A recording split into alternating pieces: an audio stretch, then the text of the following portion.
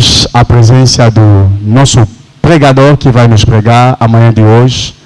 E ele é um grande pregador na nossa nação. Ele é uma pessoa que inspirou muitos jovens e muita gente para servir Deus nessa nação. Ele é um modelo para seguir. Eu gostaria de lhe honrar pela sua presença, o pastor Shadrach Lufakenda. Quando ele está se colocar de pé, aplaudimos fortemente pela glória do Senhor. Aplaudimos fortemente pela glória do Senhor. Aplaude fortemente pela glória do Senhor. Oh, recebe o homem de Deus com as palmas, com teus aplausos. Mostra que você está disponível para ouvir a palavra de Deus. Faça isso melhor. Muito obrigado. Quero saudar os amados com a paz do Senhor Jesus. A paz do Senhor. Quem está feliz com Cristo nesta manhã? Quero louvar a Deus pelo privilégio de estar aqui com os meus irmãos em Cristo, certamente salvos pelo sangue de Jesus, comprados para Deus. Quero louvar a Deus pela vida de Sua Excelência, o Pai, profeta. Deus abençoe muito. É uma bênção sempre ter o apoio do mais velho no trabalho que os jovens estão a fazer, né? Pelo menos assim ninguém se extrapola. Todo mundo faz da maneira mais correta, porque o mais velho está aqui para puxar a orelha. Deus abençoe muito por todo o carinho que tem manifesto aos jovens. Tem dado tempo aos jovens, atenção, presença, orientação. E acredito que esta semente vai gerar frutos maravilhosos na vida da juventude angolana de ministros. Louvar a Deus pelo pregador comigo desta manhã, pastor Henriques. Deus abençoe, man of God. Quero louvar a Deus pelo convite do homem de Deus que nos traz aqui, reverendo. Deus abençoe, homem de Deus, por sua missão em não só dirigir a igreja, mas se preocupar com algo tão importante como este. Seria bom que mais ministros cá estivessem, porque o assunto é mais do que uma pregação, é uma conversa sobre nós, sobre Elohim, sobre Deus e sobre os ministérios, né? Então, Deus abençoe a todos por esta atividade. Quem está presente aqui conosco? Quem tem estado a aprender alguma coisa sobre Deus? Filho, sobre Deus, sobre o ministério. Quem é ministro aqui? Ministros, pregadores. Quem está a dirigir um ministério, igreja presencial? Alguns não estão. Quem tem o chamado de Deus para dirigir igreja? Quem tem o chamado de Deus para o ministério? Aleluia. Deus abençoe. Amém? Eu penso que essa palavra é para vocês e acreditamos piamente que mesmo que não estejam aqui todos que vão ouvir em primeira mão, temos a tecnologia para fazer a mensagem chegar para muitas outras pessoas pelo Facebook, pelo YouTube, ou então mesmo os amados irmãos podem futuramente comunicar aos outros o que têm recebido de Deus neste lugar. Amém? Tome sua Bíblia.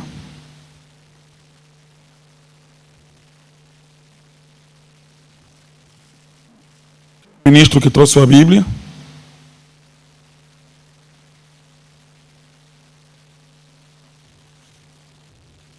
Eu vou começar lendo a Bíblia, Antigo Testamento. Vamos para Salmos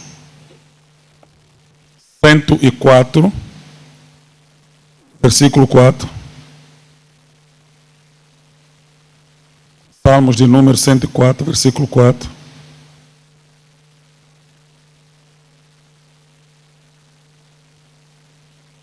E em seguida vamos ler Atos 6. Atos capítulo 6 também. Vamos ler versículo 4. Quem pode ler Salmos para nós? Amém. Amém.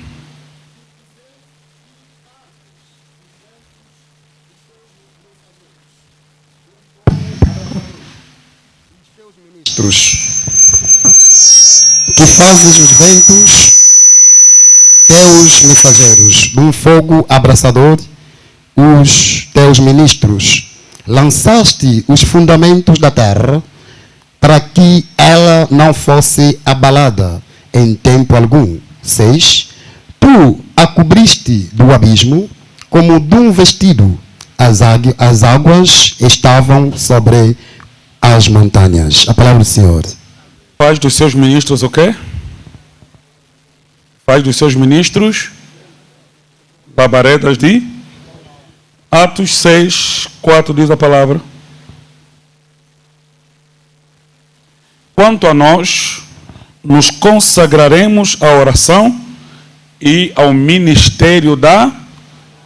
Quanto a nós, nos consagraremos à oração e ao ministério da palavra.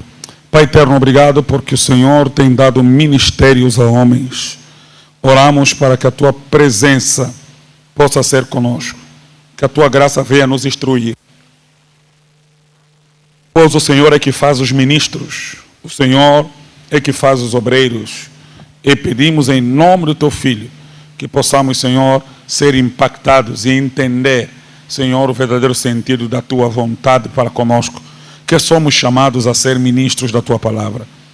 Ó Deus eterno, Elohim, nós pedimos a tua presença, que o Senhor venha falar conosco, que o Senhor venha nos iluminar, que o Senhor venha nos esclarecer e que possamos, Senhor, ter a tua graça, Senhor, manifesta em nossa vida e que possa nossa mente se abrir e compreender tua soberania e nossa responsabilidade humana. No nome de Jesus. Amém. Tome seu assento, Deus em Cristo o abençoe.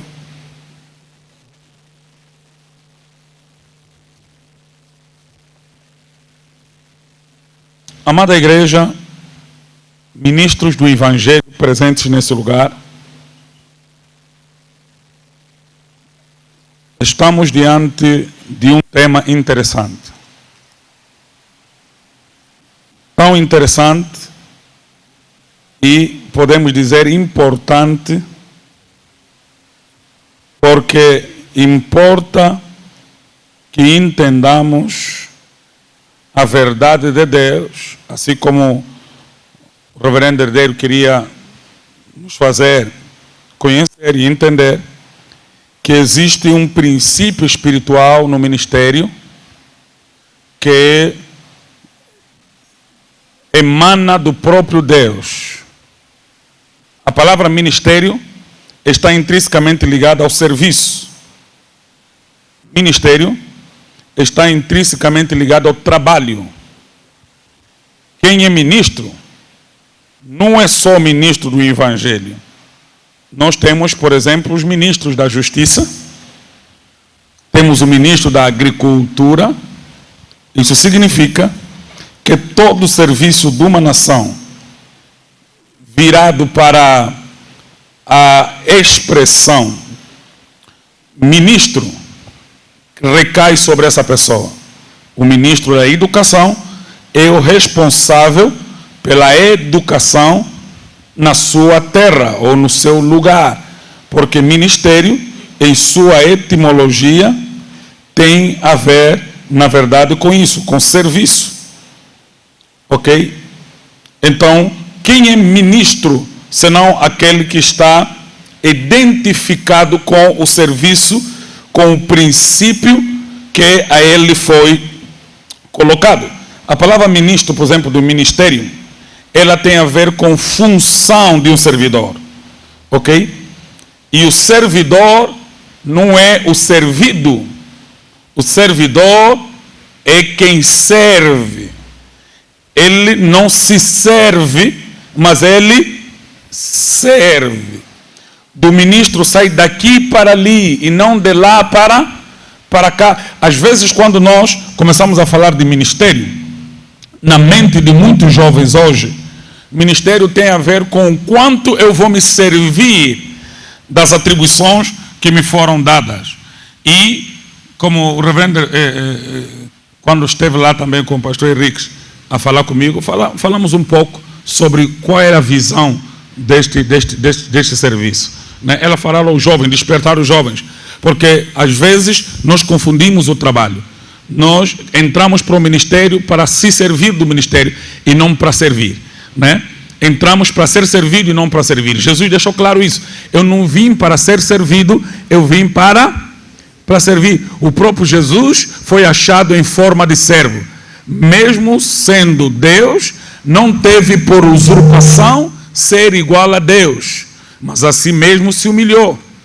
Amém? A si mesmo se humilhou. Nota que a Bíblia está a falar, não só o Pai lhe colocou em forma humilde. A Bíblia diz que a si mesmo ele se humilhou. E a consciência, e ele vai dizer mais tarde, haja em vós o mesmo sentimento que houve em Cristo. Qual sentimento? O sentimento de se humilhar, porque corre-se o risco de se confundir a pessoa com o trabalho, se confundir a pessoa com o título, se confundir a pessoa com a atribuição. Esse risco teremos todos os dias na nossa vida. Aleluia. Você sabe o que é você ser ministro de Deus? E Deus usar você para curar alguém, usar você para profetizar na vida de alguém, usar você para direcionar a vida de alguém, tirar alguém da morte. E essa família toda sentir-se grata não só a Deus, mas a você que foi usado por Deus como canal desta bênção. Essas pessoas podem, em algum momento, querer te servir. Você precisa, todos os dias, ter esse sentimento como manutenção do teu próprio caráter e personalidade, para não se inflar, não se encher com essa condição e, no entanto, você confundir o serviço com a pessoa, ou a pessoa com o dom. Amém? Então, existe a necessidade de todos os dias nós nos esvaziarmos. Amém? É a manutenção. Você conduz um carro, ok? Já chegou o momento de manutenção e está marcado ali, já atingiu 5.000 quilômetros, mas o carro ainda anda ou não anda? Anda. Se for a 6.000 quilômetros, depois ele anda. Se for para 7.000, ele continua a andar. Mas você já devia fazer manutenção a 2.000 quilômetros atrás. Ok? O fato de estar a andar não significa que está bem, porque o tempo da manutenção passou. Se você insistir nisso, em algum momento, ele vai gripar. Na verdade, os motores gripam é por ausência de manutenção. Os aviões caem sempre por falha humana, ou do piloto, ou do pessoal da manutenção, ou porque se ignorou e para pôr mais 1.000 quilômetros, tem ainda dentro do espaço, e daí a pouco acontece alguma coisa com eles, e o avião cai. Assim, a soberba muitas vezes precede a queda. Qual a soberba? A soberba de abandonar o sentimento de humildade e achar que eu estou fraco, eu estou no erro, mas as coisas estão a acontecer, eu estou a andar. A pregação que eu fiz ontem foi top, impacto. As vidas foram impactadas. Sim, só que você está sendo usado para impactar pessoas, mas você não está sendo impactado, porque você fugiu do caminho da manutenção. Você saiu da manutenção que devia fazer. Os filtros estão entupidos, o óleo já está envelhecido, e você não está renovado. Então nós não somos servos de Deus para nos servirmos a nós, mas para servir os outros. Amém? Eu sempre que me olho como pregador do Evangelho, eu fico a imaginar esse quadro. Eu estou de pé e vocês estão sentados. E até porque antigamente, na época bíblica, era o contrário. O mestre que ficava sentado, os discípulos de pé. Ok? Existe uma frase bem relativa, né? Aprenda a sentar para amanhã, né, se levantar. Antigamente, podia ser aprenda a levantar para amanhã se sentar. Porque o mestre é alguém que já levantou muito, agora hoje tem direito de sentar. Então, enquanto ele falava sentado, os discípulos ouviam de pé. Porque os discípulos não tinham direito de se assentar. Outro era assim. Só que nessa época não. Quem fala está de pé. Quem ouve está sentado. E isso me remete ao restaurante, onde quem paga está sentado e o garçom está de pé. Garçom não tem direito de ficar de pé ou assentado, porque garçom é servo. Aleluia. A empregada em casa não senta na mesa. O patrão senta, o filho do patrão senta e ele está em pé. E às vezes nós não sabemos dividir a diferença entre servo e filho. Vamos lá. Eu, como homem de Deus, ou como cristão, eu sou filho de Deus. Logo, como filho de Deus, eu tenho direitos. Mas como servo de Deus, a minha consciência tem mais deveres do que direitos. Vou colocar dessa maneira. Quem é servo precisa ter mais consciência do seu dever do que dos seus direitos. E quem é filho tem mais consciência dos seus direitos do que dos seus deveres. E entender, fazer essa diferença entre direitos e deveres, muitas vezes é difícil na manutenção da pessoa. Nota, Lucas 15, filho pródigo era filho, mas ele decidiu não querer mais ser servo. Disse, pai, me dá a parte da riqueza que me pertence, eu estou a ir embora. Por quê? Porque ele não quis mais ser servo. E quando ele deixa de ser servo, ele perde os direitos de filho. Vai lá onde se perde, onde ele perde tudo, começa a comer bolotas do porco, decide voltar como servo. Disse, pai, pequei contra ti e contra o céu, não sou digno de ser chamado teu filho, me faz servo. Quando ele volta como servo, lhe recebem como filho. Nota, quando ele decide deixar de ser servo, ele perde o filho. Mas quando ele volta como servo, ele volta à filiação. Então, muitas vezes, o filho tem consciência de direito mais do que de deveres. E o servo tem consciência de dever mais do que de direitos. Então, o servo de Deus, como servo, ele não pode pensar em direitos, tem que pensar em dever. Pergunte para Paulo. Paulo diz assim, nós tínhamos o direito de receber salário de vocês, mas abrimos mão desse direito para que não falhássemos com o nosso dever. Quem quer entrar no ministério de Elohim, precisa saber que como servo ele tem mais dever do que direitos. O dia que você começar a pensar mais no direito, você começa a perder deveres. Quem está percebendo o que eu estou a dizer? Quando você começa a pensar mais nos direitos, eu tenho direito de me comprar uma casa, eu tenho direito de me darem um carro, eu tenho direito de receber um bom salário, eu tenho direito de me fazerem um corredor quando eu tiver a passar. Quando você começa a pensar muito em direito, já está a perder deveres. Aleluia. Aleluia. Eu disse aleluia. Quem está a entrar para o ministério? No ministério de Elohim, está aqui pelos direitos ou pelos deveres? Amém? Paulo muitas vezes disse isso. Nós abrimos mão do direito para não vos ser pesado, para que não fôssemos pesados a ninguém por causa do nosso dever. Olha só, eu pela graça de Deus vivi toda a minha vida nesses últimos 22 anos como pregador, 23 agora, a não exigir de ninguém que fosse direitos, mas a me exigir deveres. Porque dever você exige a você mesmo, o direito você exige no outro. Amém? Vamos lá.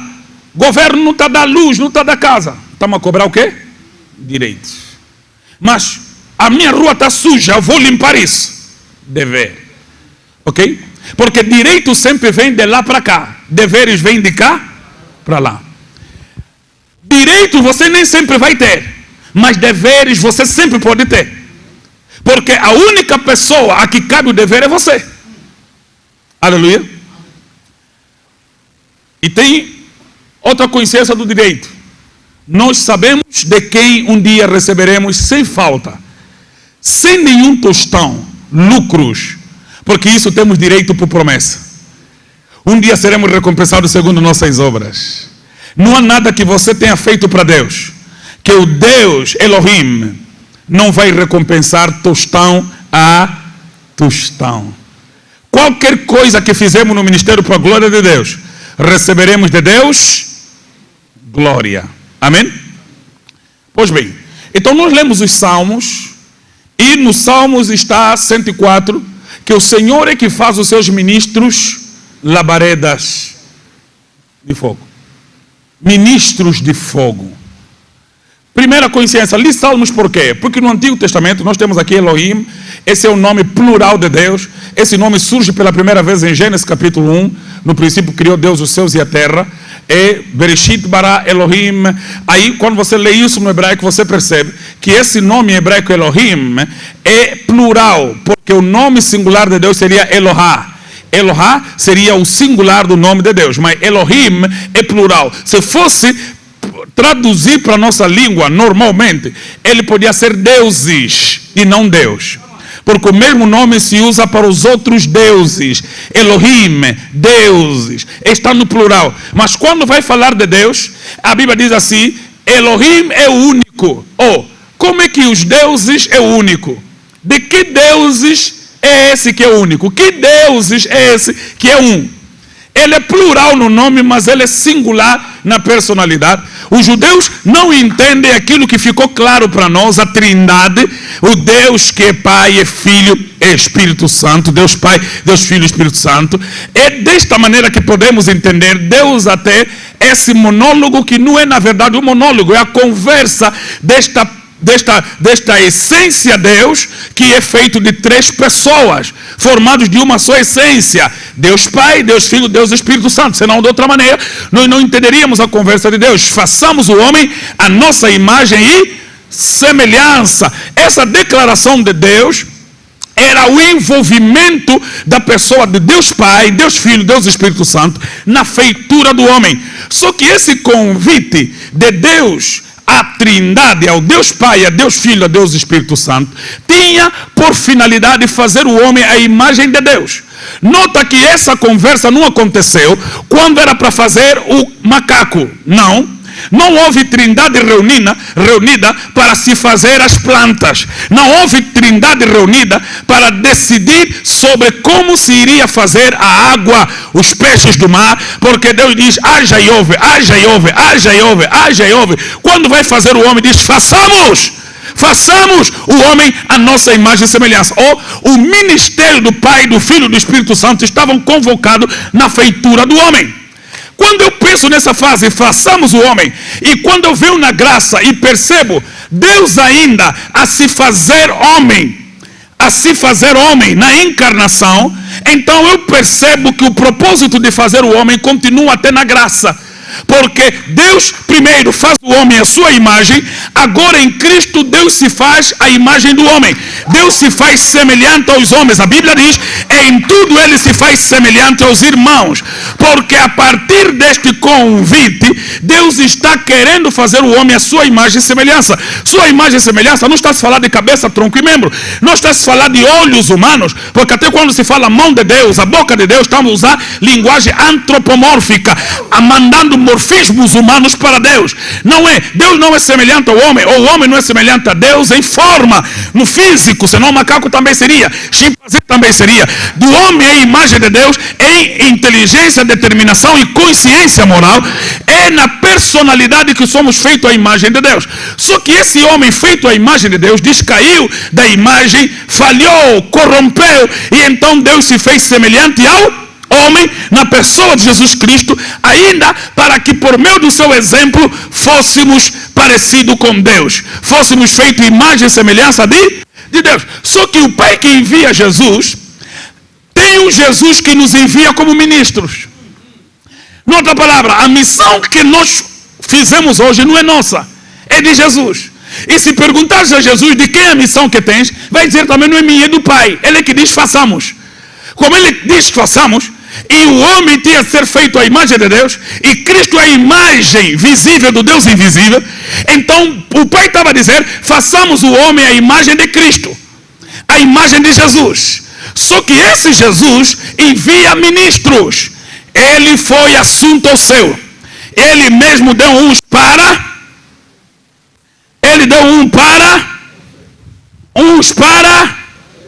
outros para, e outros para. Ele mesmo deu uns. Ele levou-se ao céu e distribuiu dons aos homens. Quem está percebendo o que eu estou a dizer? Eu gostaria que os irmãos entendessem Elohim e o ministério. Aqui. O ministério primeiro não é nosso. A conversa. Obrigado. A conversa primeiro não é nossa, é do próprio Elohim. Aleluia. A conversa é do próprio Elohim. Ele é que decidiu fazer os homens. Quando nós entramos no ministério e somos chamados por Deus, profeta, nós somos chamados a participar do convite de Deus fazer os homens. Ele é que quer fazer os homens. Só que Ele não faz só, Ele convida pessoas, façamos. É um convite aonde nós somos incluídos por causa de Jesus. Porque nós somos em Cristo um. Nós somos com Cristo um. Então Ele diz, assim como o Pai me enviou, eu também vos envio. Para quê? Para fazer a obra dEle. Inclusive o Espírito Santo. Eu vejo muita conversa sobre o ministério do Espírito. O Espírito não tem nenhum ministério que não seja de Cristo. A Bíblia diz que quando Ele vier, Ele não falará nada do que é seu. Ele receberá de mim e vos entregará. Quando você vai perguntar a Jesus, Jesus, o Espírito Santo está a falar tuas coisas, vai falar também não é minha, é do Pai. Porque tudo que eu falo, eu ouvi meu Pai, eu ouvi do meu Pai, eu recebi do meu Pai. Então não existe ministério quando você vem com tuas coisas. Não existe ministério quando você fala as tuas coisas. Não existe ministério quando você cria teu ensino. Porque nós não temos o ensino. Aleluia. O ensino é do Pai, que foi dado ao Filho, passado pelo Espírito e chegou a nós. Esse ensino é que nós precisamos aplicar. Porque só esse ensino faz o homem a sua imagem e semelhança. Amados, se eu decidir, Sadraque Manuel Lufuan Kenda, criar um ministério, que as palavras são minhas, eu até posso ter muita gente enchendo aquilo. Tem muitos homens que não creem em Deus, não creem em Jesus, sendo seguido por milhares de pessoas. Porque fazem rituais, ensinam coisas que dão certo. Mas qual é o problema? O problema é que as pessoas que vão me seguir, quando eu morrer, acabou. Amém? Acabou.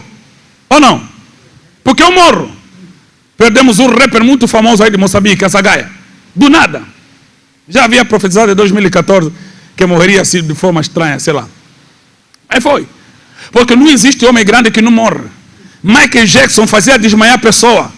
Quando dançava, dava um toque, a pessoa desmaiava. Só mexia um braço, caía 3 pessoas. Escorregava para trás, escorregavam outras pessoas lá embaixo.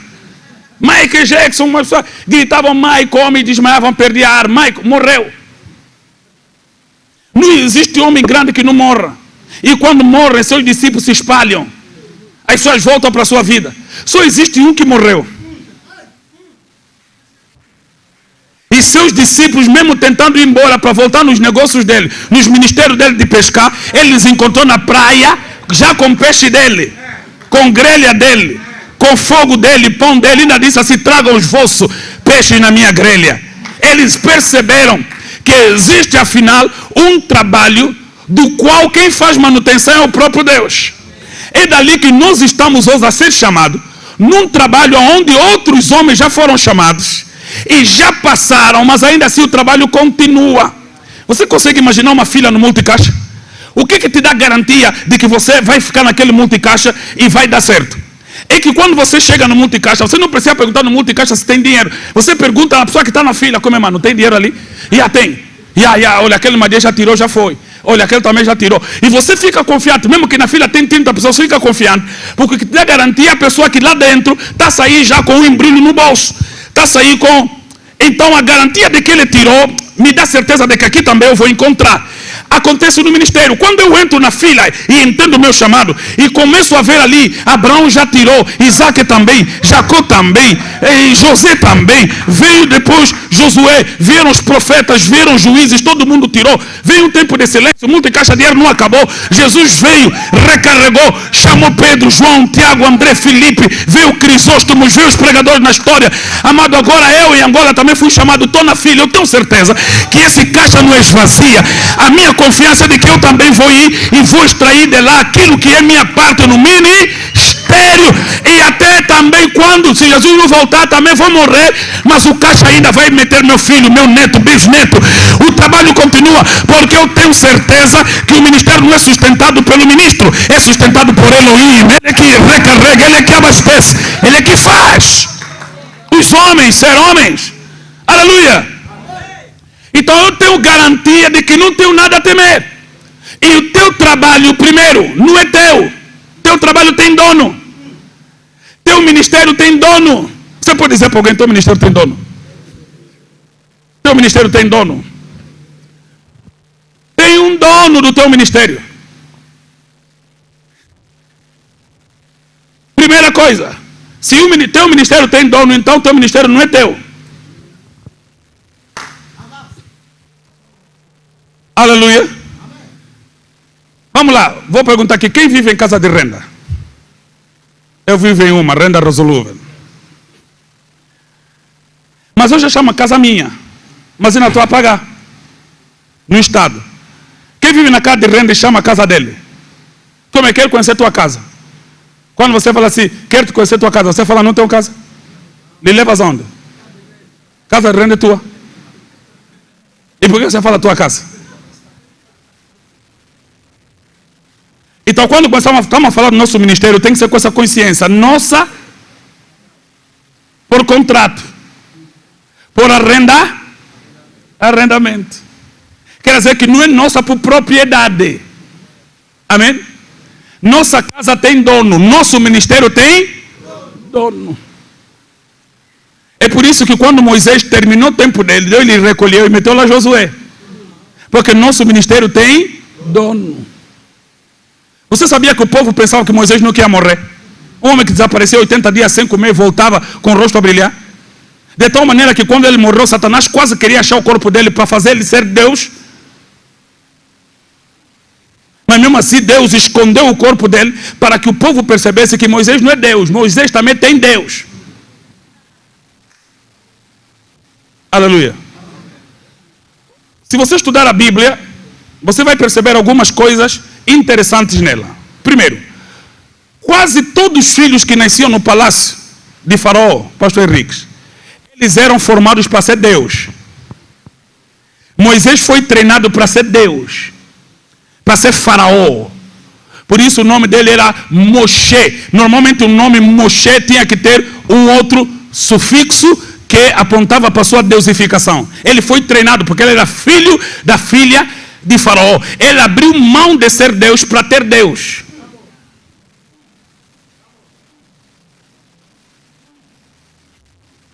Então quem tem Elohim precisa saber que no ministério você tem risco de ser Deus ou de ter Deus. É dali que quando Deus chama Moisés na sarça, lhe dá algo que na verdade ele já estava aprendendo no Egito. Diz assim, teu irmão Arão te será por profeta e você lhe será Deus.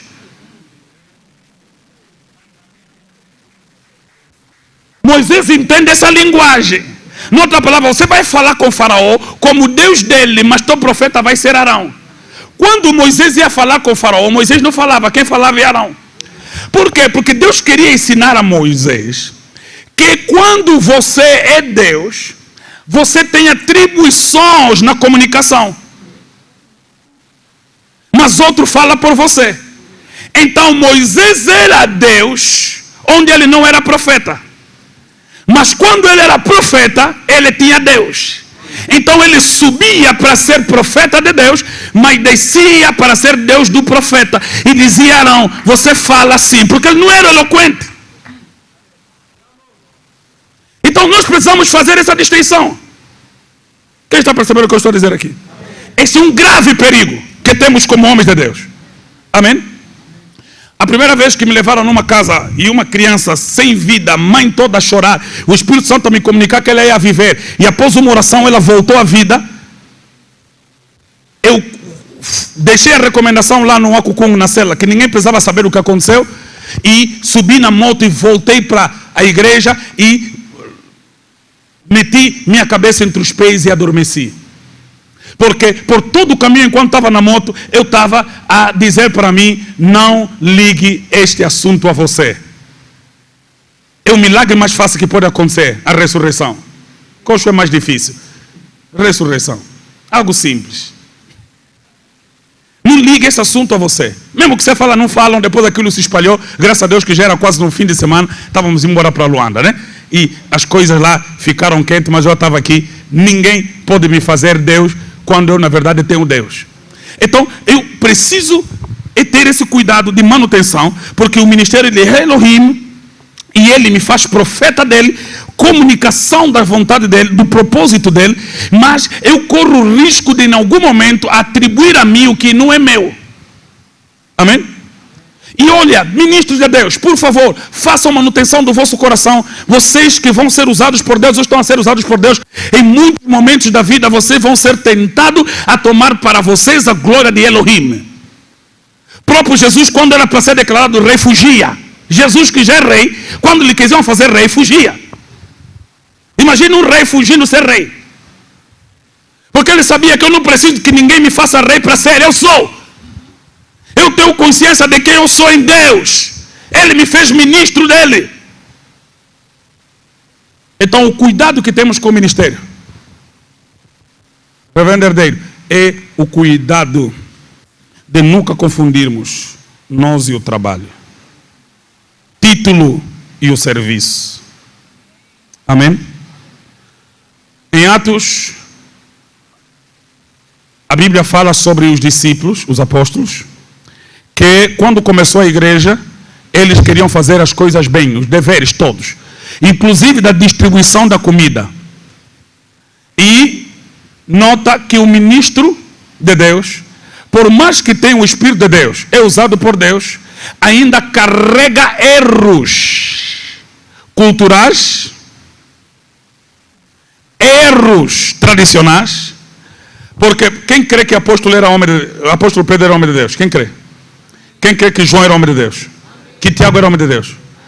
Mas eles eram tribalistas.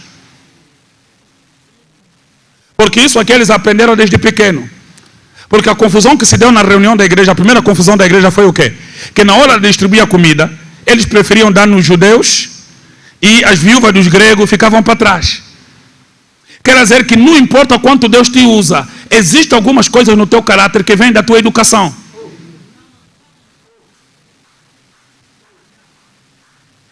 Não importa.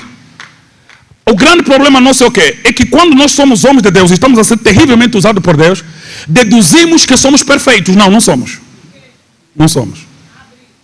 E o que os apóstolos fizeram? Disseram assim, olha, essa cena aqui não é para corrigir, é para nós evitar expor esse nosso erro.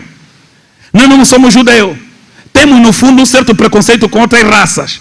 Então, para isso não acontecer, vamos eleger moços entre hebreus e gregos, que sejam cheios de boa reputação, cheios do Espírito Santo e de sabedoria, para que cuidem das mesas. Nós vamos nos devotar só ao ministério da palavra e da oração.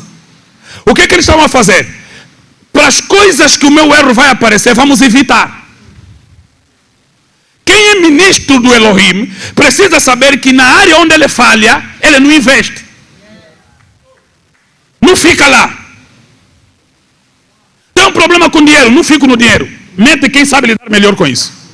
Então você começa a trabalhar áreas da tua vida onde tua fragilidade aparece. E então você se devota à área onde o teu dom aparece. Mulher me faz mal. Então eu coloco muros na minha vida para que essa fraqueza seja vigiada. Ando com um moço comigo sempre. Para quando me angasa vir, tem um moço aqui que vai me impedir. Aleluia. Ex-africano, quente, bacongo, tipo eu. Um lufonquena, nasceu nos Kwanza. Vivia, vejo o miongo aí a crescer diante de mim. Você tem que colocar guarda sobre ti. De outro modo, você vai se achar em camas estranhas. Então, para áreas em que você quer preservar o ministério, você precisa se preservar antes. Sabe, a confusão na igreja apostólica acabou quando? Quando eles deixaram de cuidar da mesa. Pedro, você não distribui bem. Não, Tiago, você não. João, você fica só aqui na palavra. Não. Você, Natanael, vem aqui. Vamos deixar Estevão, vamos deixar esses Filipos, aí eles vão tratar disso. E a partir daquele momento, as coisas se organizaram na igreja. A distribuição começou a ser perfeita. Porque quem sabe que recebeu um ministério de Elohim, precisa aprender a abrir mão de algumas coisas que não são necessárias ao ministério. Fala comigo, desapego. Desapego. É difícil no ministério, mas temos que ter coragem de desapegar. Amém? Sabe por que os americanos muitas vezes têm mais sucesso do que os ministros africanos?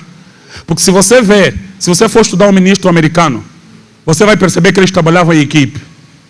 Se você vê um Bill Graham, um Jimmy Swaggart, um T.D. Jakes, você vai perceber que esse homem tipo faz 1000 coisas. Mas como é que ele consegue fazer 1000 coisas? Não, ele não faz 1000 coisas. Ele tem 1000 pessoas por detrás dele, que cuidam da maioria das coisas. T.D. Jakes tem vários escritórios. E na segunda vai num, na terça no outro, na quarta no outro, na quinta no outro. E quando ele vai, é o quê? É para ir ver o que aquela equipe já fez. Homem de escrever, como é que está? Aquelas palavras lá, vem aqui, ele vem, não, aqui coloca assim. Trabalha naquele dia lá, no sítio dos livros, na terça-feira já está no outro sítio, no sítio dos vídeos. Na quarta já está no outro sítio. Quando ele tira na semana, você pensa, mas esse homem dormiu quando? Como é que conseguiu fazer tudo isso? Não, ele teve uma equipe para fazer. Então aprende a identificar no teu ministério pessoas que vão te impedir, ou que vão permitir que você não faça tudo. Quem faz tudo não faz nada. Deus sempre colocou outro no teu ministério. Agora perceba, o que eu tenho visto, pastor Henrique, é que muitas vezes quem tem ministério acha que quem trabalha com ele não tem ministério.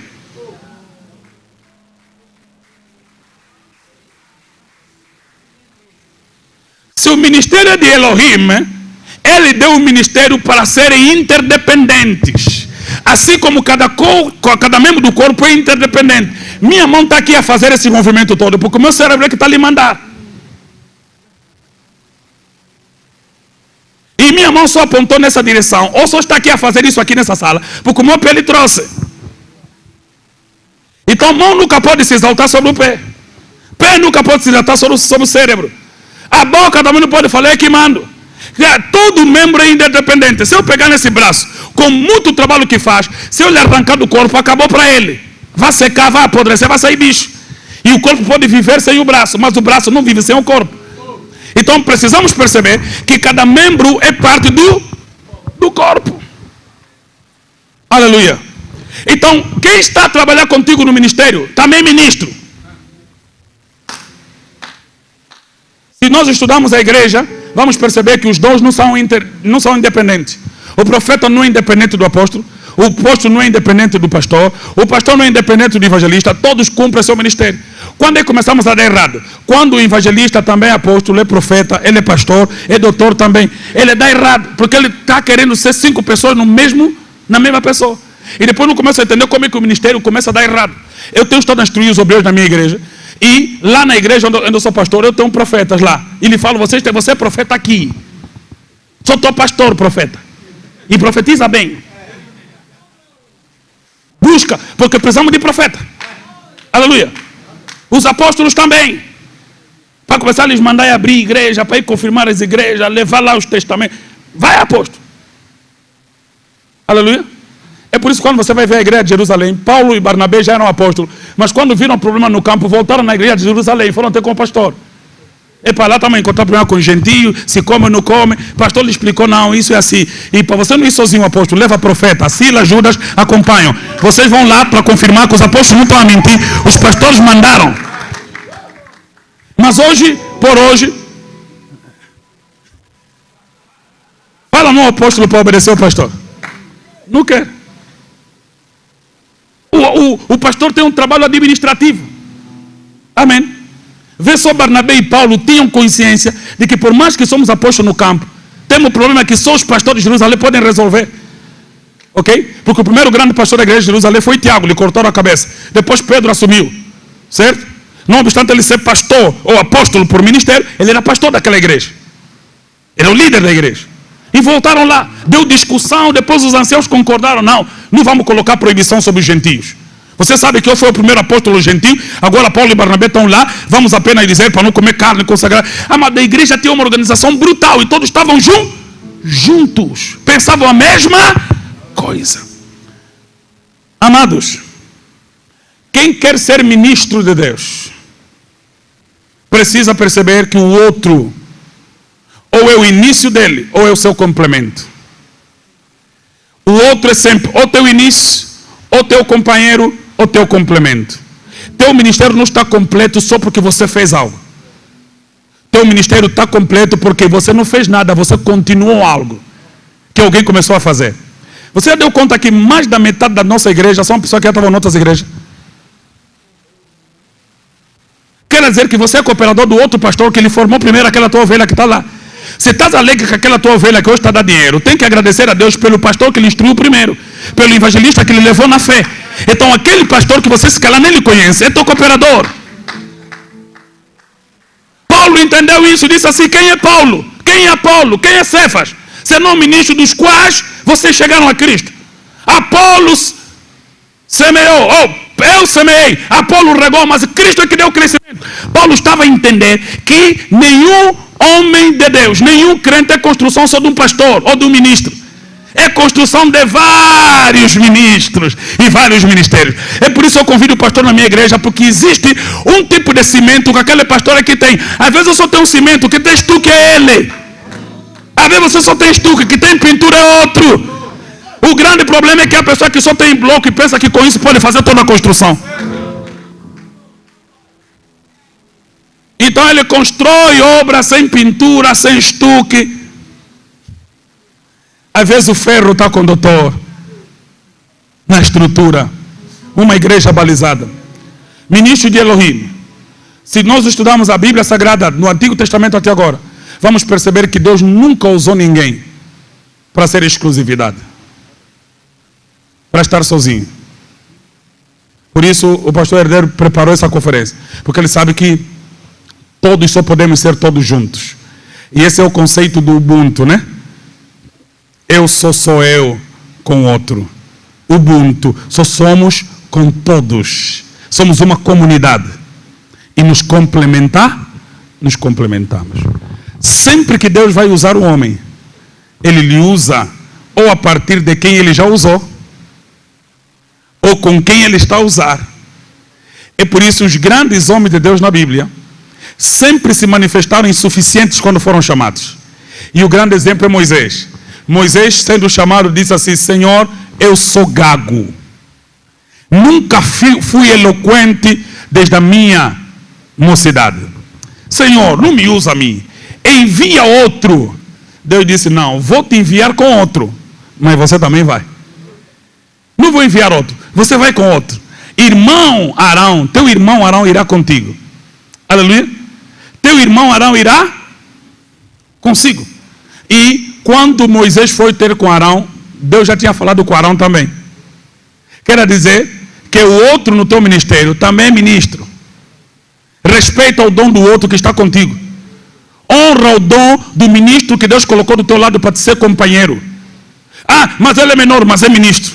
Ele veio depois, mas é ministro. É meu filho, mas é ministro. Respeita o ministério do teu filho, do teu companheiro, da tua equipe. Amém? Nós temos tido muita fraqueza ministerial porque nós não temos equipes fortes. Não temos ministros fortes na nossa equipe.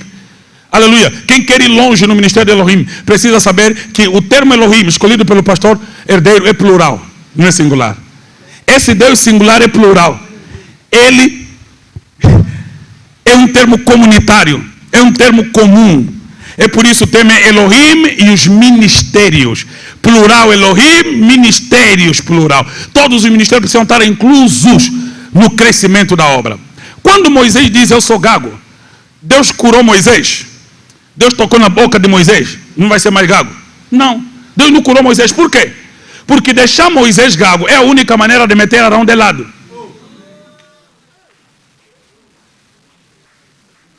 Porque se Moisés fala bem, dispensa Arão. Ou não? Deixar Moisés gago é a melhor maneira de ter Arão de lado. Porque enquanto Moisés não sabe ser eloquente, Arão sabe. Moisés não sabe falar o que sabe ouvir. Arão sabe falar o que não sabe ouvir. Então ouvidos de Arão não estão abertos à voz de Deus, mas o ouvido de Moisés está. Só que a boca de Moisés não está aberta para o povo, mas de Arão está. Então, para contato com o povo, Arão. Para contato com Deus, Moisés. E então, para ter contato, como ter contato com o povo? Alguém que não teve contato com Deus. E como ter contato com Deus? Alguém que não sabe se não ter contato com o povo.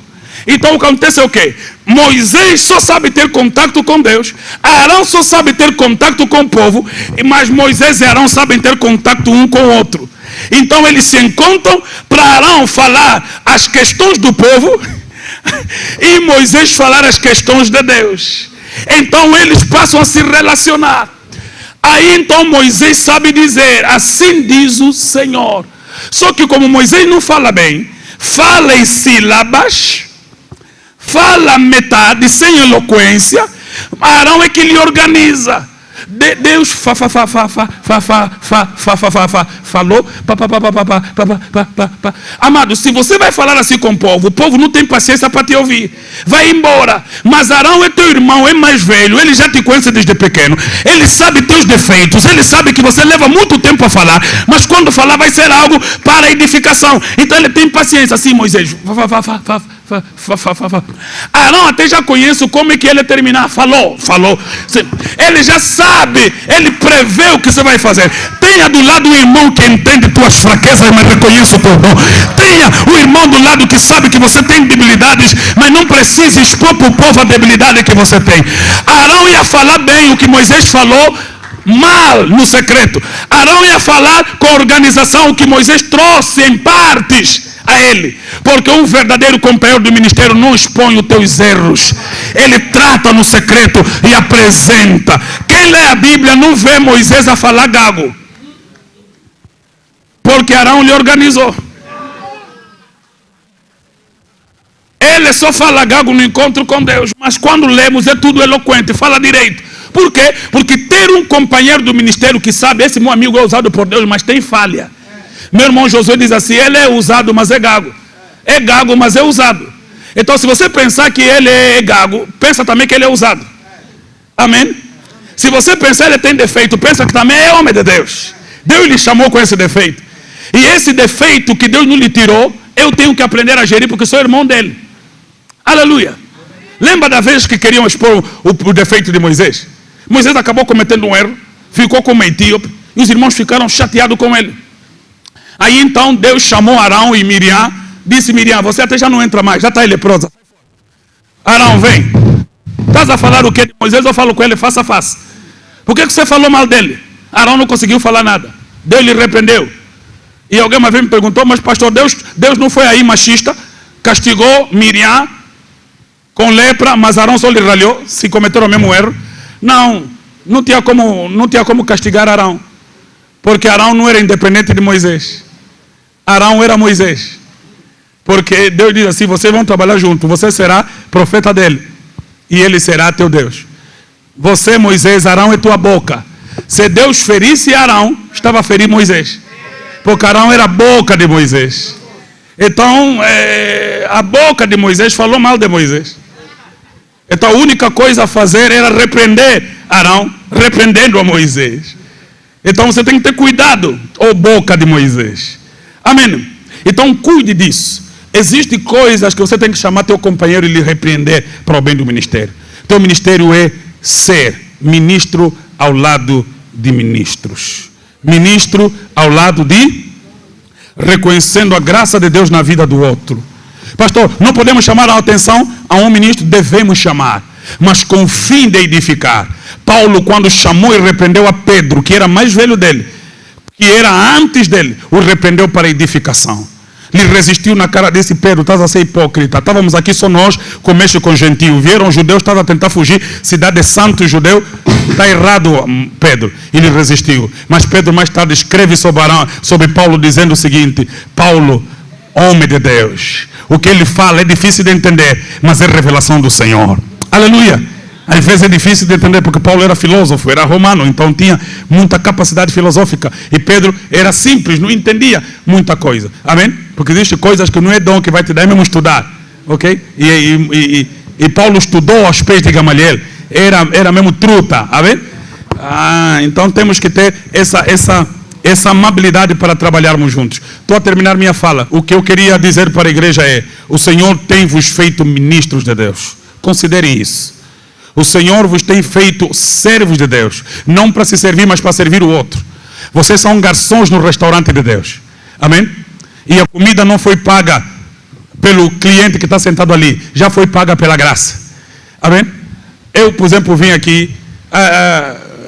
Pastor Herdeiro, por exemplo, não falou, não, pastor, vem pregar, vais receber 50 mil no fim da pregação. Nem conversamos sobre isso. Falamos? Não. Alguém me ligou, disse, pastor, epa, nós queríamos que você viesse aqui pregar aqui na Suécia, queríamos saber qual é o teu cachê. Disse assim, para quê? Disse, não, vocês ofertam o que tem que ofertar, porque o pagamento já foi feito há 2.000 anos atrás. Já estou pago. Ok? Agora, só tem uma coisa que você tem que pagar agora: avião, hotel, comida para mim, comer, não morrer lá para conseguir pregar. Ok? E a oferta que vocês quiserem dar como irmão. Se não quiserem dar, problema vosso. Vocês que vão ter problema, eu vou voltar para o meu país. Ok? Vou vir com um. Por quê? Porque eu tenho consciência de que eu sou um garçom servindo pessoas que já têm conta paga. Por isso, de graça recebi, de graça também estou a dar. Não negocio com ninguém. Mas tenho recebido muitas bondades por causa disso. Ok? E muitas ofertas, muitas bênçãos que eu recebo, nem recebo de pessoas que eu mais servi. Às vezes eu sirvo mais esse, mas me dão naquele. Vai lá, eu sou um pregador pentecostal. Desde 2001 que ininterruptamente prego para pentecostais. Mas o primeiro carro que ganhei de oferta, me deram num jovem amigo. Segundo carro, me deram num metodista. O carro que eu estou a usar agora, me deram num batista. Pentecostais estão onde? Acho que estão a poupar para me dar avião. Talvez. Mas eu estou nem pouco me importando com isso. Né? Eu estou apenas servindo livremente ao Senhor, sabendo que as pessoas a quem eu sirvo têm direitos de ser filhos. Por isso, o Pai me enviou como servo para servir filhos dele. Aleluia! Aleluia! O filho pródigo, quando voltou para casa, ele voltou para ser quê? Servo. Só que o pai disse, não, você não é servo, você é filho. Ele voltou para ser servo, mas ele descobriu que ser filho é ter servo. Chamou servo, diz assim, lhe tira essa roupa suja, lhe dá roupa nova. Porque o trabalho do servo é isso, é limpar os filhos, é vestir os filhos. E o pregador, quando se entende como servo, ele está a edificar os filhos do Pai, ele está a vestir os filhos. Quem veio hoje, se converte hoje, é filho de Deus, porque a todos quanto creram deles o poder de serem feitos filhos de Deus. Então o pregador lhe limpa, lhe lava pela palavra, lhe dá vestes da santidade pela pregação. Então eu sou um servo servindo filhos. Aleluia. Então, por favor, servos, vocês não têm exigências. Você só tem dever e você não tem direitos. Esqueçam os direitos por enquanto. Sirvam. Agora, a terminar. Os 2 filhos naquela casa não eram salvos como tal. Os 2 filhos eram pródigos. Diga comigo, 2 filhos pródigos. Preguei isso no Lubanga a semana passada. Os 2 filhos, reverendo herdeiro, os 2 filhos daquela casa eram pródigos. Só que um se perdeu fora, outro se perdeu dentro. Os 2 estavam perdidos. Se você ler o princípio da parábola em Lucas 15, você vai perceber que o interesse de Jesus final não era o filho que saiu, era o filho que ficou em casa. Porque ele estava a repreender os fariseus e escribas que estavam a acusar Jesus de comer como pecadores. Então o fim da parábola não era nem o filho que foi e comeu pociga, porco e voltou. Era o filho que ficou em casa. Porque quando o filho que se perdeu fora voltou, o filho que não saiu não quis entrar na festa. E a Bíblia diz que o pai saiu fora para ir também chamar o filho. Fica aqui claro que ninguém entrou na festa sozinho. O pai foi buscar os 2 lá fora. Nota que o filho pródigo que veio de longe, o pai foi lhe buscar lá fora, ele colocou dentro. E o filho de dentro que nunca saiu, o pai também foi lhe buscar lá fora, ele colocou dentro. Jesus estava querendo mostrar nos fariseus que se os gentios foram tragos pela graça para dentro. Agora vocês que são judeus também estão embora mais fora. Agora tem que vos sair para ir buscar também, para dizer, esses aqui estavam perdidos e foram achados, estavam mortos e reviveram. Entra para a festa. O interesse de Jesus era chamar a atenção dos judeus, e os judeus aí eram representados pelo filho que nunca saiu. Nota só esse quadro, porque o filho de fora está dentro e o filho de dentro está fora. Como pode aquele de fora estar dentro e o filho de dentro está fora? Os judeus ficaram fora quando os de fora entraram para dentro. É por isso a igreja é chamada os chamados para fora. Somos a igreja porque somos de fora. Só que os de fora estão dentro da comunhão e os de dentro estão fora da comunhão. Os judeus que deveriam estar dentro estão fora e os gentios que deveriam estar fora estão dentro. E o filho pródigo de casa, o filho de dentro, decide acusar o pai quando o pai sai. Disse, pai, eu estou tanto tempo contigo, nunca me deste um cabrito. Essa é uma acusação grave. E o pai lhe disse assim, meu filho, também vou te acusar. Tudo que eu tenho é teu. Estás há tanto tempo comigo e nunca tiraste um cabrito.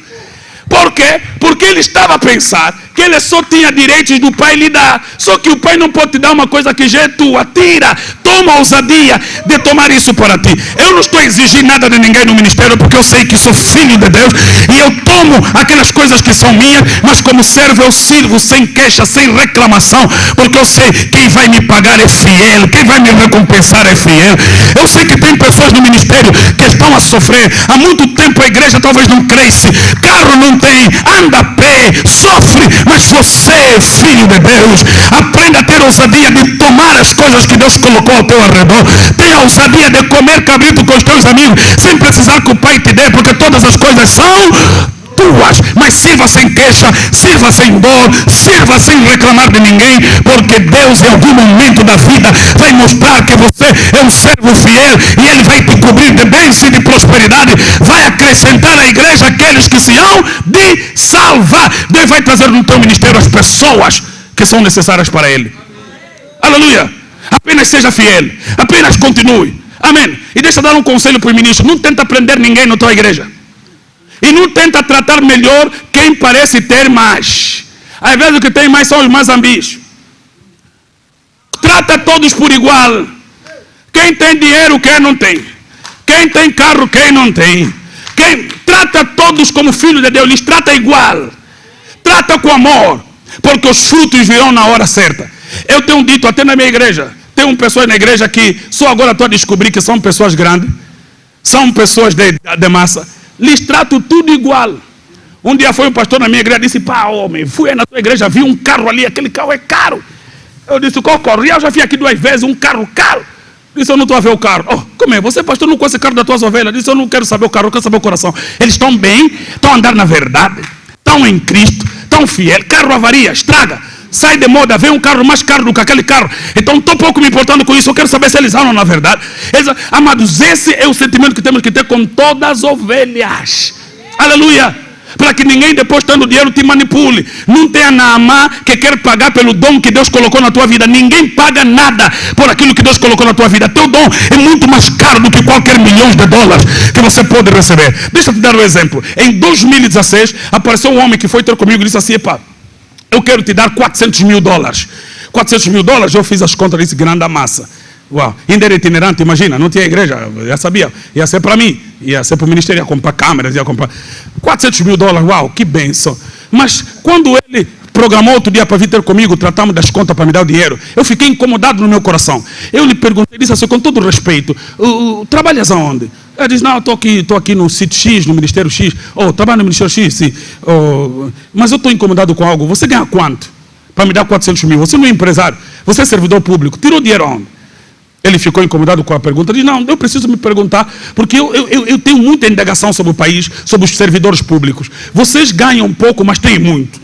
A única razão de vocês terem muito ou é roubar ou ser empresário. Quem tem que ter esse dinheiro? É a pessoa que é empresário, tem empresa, sei que tem empresa X. Agora, se eu receber esses $400 mil e for do país, eu não vou ser abençoado. Ele saiu dali triste e foi embora, chocado. Foi para outra igreja. Só que passou um tempo, ele acabou sendo preso. Da prisão me ligou e disse: epá, você é o único homem de Deus que eu tenho grande consideração. Você é um homem justo e tal. Viu? Se eu recebesse o dinheiro, ele também é corrupto também. Ele também é mais um corrupto. $400 mil. Ok? E ia embora. Mas hoje eu lhe acompanho, lhe oriento. Saiu dali e eu estou a lhe orientar para o mundo comercial. Está a dar certo. E ele diz assim: você está me devendo $400 mil. Mas tem que ser limpo. Agora da empresa mesmo, de trabalho. Não, pastor, eu sei. Vou te dar mais do que $400 mil. Disse: agora tem que ser justo. Agora tu vai ver empresa. Tu vai ver. Ah, tá bom agora. Tá me devendo. Trabalha muito. Porque $400 mil já é dívida. O que você acrescentar depois é bondade. Ok? Então, por quê? Porque eu não quero negociar meu ministério com nada. Eu não posso aceitar a oferta de Naamã, sob o risco de ter também a lepra, como aconteceu com Geazi. Quem está percebendo o que eu estou a dizer? Nunca negocia teu ministério. Nem estranha com pessoas que vêm, tipo, querem te bajular. Não. Você tem que manter uma postura de ministro. Eu sou ministro de Deus. Aleluia. Eu sou ministro de... Hoje já temos sido chamados em encontros com grandes homens desse país. Há homens que lhes dou barra. Não, com todo respeito, senhor, não poderei estar, dado que estarei ocupado no que tange as minhas responsabilidades ministeriais. Não, dou mesmo barra. Eles precisam saber que não estamos a pedir batatinha, não estamos no escritório mendigar, nós somos ministros de Deus. Eu não preciso de dinheiro deles. Eu posso ter dinheiro a qualquer momento que o Senhor achar que eu preciso. Nós até já no antigo, a igreja, Pedro, quando precisou pagar imposto, o dinheiro apareceu. Jesus lhe mandou fazer levantamento sem cartão, na boca do peixe. Nós não temos falta de dinheiro, não temos falta de nada. Aleluia. Quando me falta uma coisa, eu tenho certeza, Deus não quer que eu tenha. Mas se Deus quiser que eu tenha, vai aparecer de algum momento. Ele vai trazer bênção. Estou aqui o Henrique, eu levei lá para a igreja. Nós estávamos sem chapa, só tinha uma metade de chapa. E nós a falar sobre aquilo, a parte da chapa que faltava, estava a custar 15 milhões de kwanza. Não tínhamos dinheiro. E estava chegando o momento da chuva. Eu orei, Senhor, está a chegar a chuva, desafiei teu povo. Disse que o Senhor é bom. E agora? No domingo de manhã, alguém, Deus não lhe fez dormir. Veio com a mulher dele na minha casa, sentou, disse, Deus mandou pagar a chapa. Disse, eu estava a falar com ele, para ele pagar mesmo.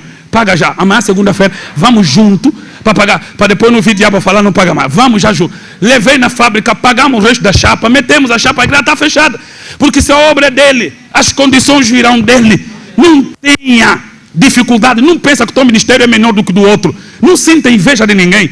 Não tenha pressa de nada. Cumpra só o teu ministério com alegria. Sirva bem 10 almas que Deus colocou na tua mão. Se te colocar 30, lhe sirva com dedicação. Se tem 100, lhe sirva com dedicação. Para mim, o grande pastor não é o que tem 1000. O grande pastor é que serve bem os 10 que ele tem. Porque quem tem 1000 não conhece nem, não sabe as condições de nenhuma. Aleluia. Só vive acumular números. Números também tem muito no estádio. Nem por isso o Cristiano é grande homem de Deus. Números também Messi acumula. Nem por isso só homem de Deus. Homem de Deus não se vê pelo número que se tem, pelo serviço que se faz, pela glória de Deus. Então, você que tem um pequeno ministério, faça bem o teu trabalho. Jesus tinha uma igreja de 12. Quando estava no meio, tinha 70. Quando estava cheio, 120. E ainda assim, é o Senhor e o grande pastor das nossas almas. Que Deus ricamente possa abençoar os ministros de Elohim. E que o Senhor lhe faça verdadeiro ministro de fogo, labareda de fogo. Que a tua vida possa impactar muitas outras vidas. No nome de Jesus.